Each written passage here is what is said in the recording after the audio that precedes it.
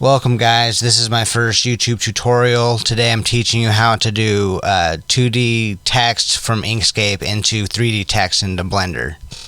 So right now you're putting in the text, scaling it up, and then this is a very important step. You go over to Path and you go to Object to Path. Once you do that, this whole process will work every time.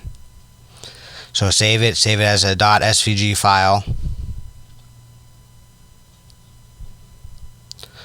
then get into Blender,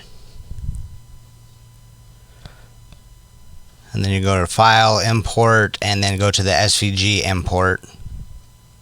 Find the file and it'll pop up.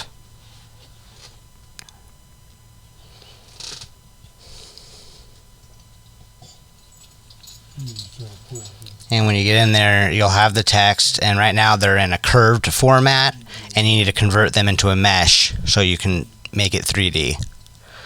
So right here I'm showing you when you go into edit mode, you have the curved mode going on here. So go back out and right click, go to convert and add and convert it to mesh.